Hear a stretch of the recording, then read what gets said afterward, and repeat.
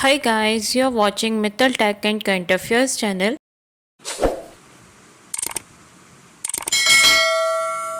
आज हम डिस्कस करने जा रहे हैं हड़प्पा सभ्यता। So let's start this video. Sindhu घाटी सभ्यता 2350 से 1750 ईसा पूर्व तक ही रही। सबसे पहले हम बात करने जा रहे हैं सिंधु घाटी सभ्यता के बारे में, जिसे हड़प्पा सभ्यता या ताम्रयुगीन ताम्रपाषाण सभ्यता भी कहा जाता है। सबसे पहले इस सभ्यता के बारे में 1921 या 1921 में पाकिस्तान के पश्चिमी पंजाब में हड़प्पा स्थल में ये पता चला। इसकी खोज राय बहादुर दयाराम साहनी और राखलदास बनर्जी ने की थी और नामकरण इसका दिया था सर जॉन मार्शल ने। सिंधु घाटी सभ्यता नाम दिया था डॉक्टर व्हीलर ने। सिंधु घाटी सभ्यता के समय की गणना हेतु कार्बन 14 जैसी आधुनिक पद्धति का प्रयोग किया गया। मेसोपोटामिया से प्राप्त हड़प्पा मोहरें अतिरिक्त सहायता प्रदान करती हैं।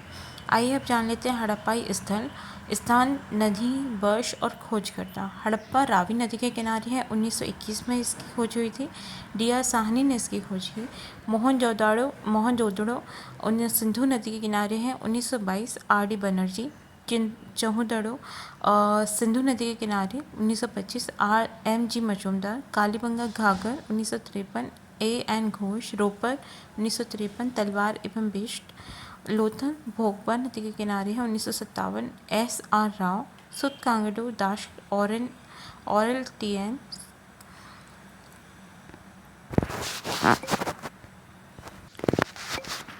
महत्वपूर्ण स्थल हड़प्पा।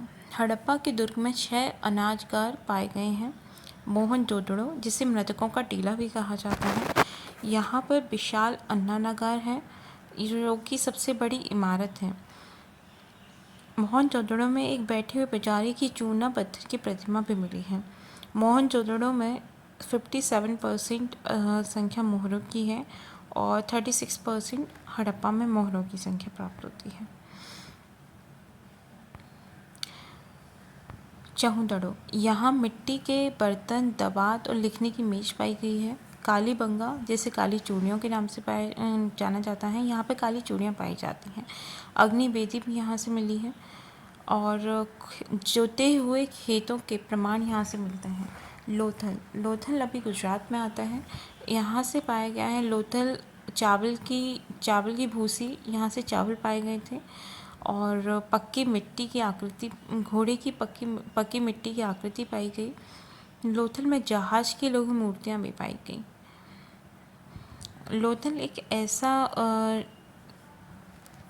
शहर था उस समय जहाँ पर मकानों के जो द्वार थे मुख्य सड़क की ओर न खुलते हुए गली में खुलते थे। बनवाली यहाँ बाघ की मुहर पाई गई है और सिंधु घाटी सभ्यता में सर्वाधिक प्रयुक्त धातु तांबा थी, जो कि बनवाली से ही मिली है। अन्य स्थल है अमरी, ये सिंधु नदी के किनारे है। सुत कांगड़ो, ये मकरान तट के किनारे हैं। कोट दीजी, ये सिंधु नदी के किनारे है। सिंधु घाटी सभ्यता में गेहूं और जौ सिंधु घाटी सभ्यता की महत्वपूर्ण फसल मानी जाती है। शहर योजना और संरचना जो थी वहाँ पर वो ग्रिड पद्धति अपनाई गई थी। पकी हुई ईंटों से वहाँ पर मकान बनाए जाते थे। मोहरें वहाँ सेलखड़ी की मोहरें, मुलायम पत्थर होता है सेलखड़ी। मुख्यतः सामान्यतः मोहरें जो होती थी वो सेलखड़ी की बनाई जाती थी।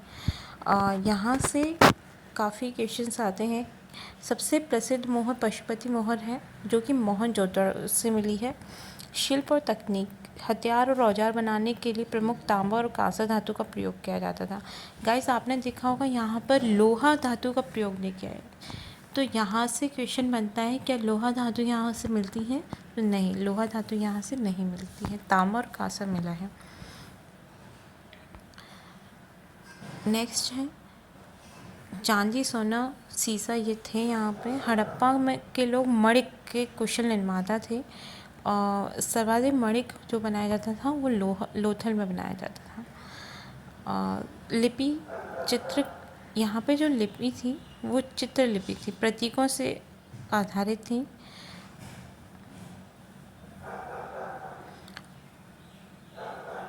हड़प्पा में लोगों के लिखने का तरीका बेस्ट्रोफेडन था। बेस्ट्रोफेडन भावचित्रात्मक बोला जाता है जिसे। पहली पंक्ति में दाएं से बाएं लिखा जाता था और दूसरी पंक्ति में बाएं से दाएं लिखा जाता था।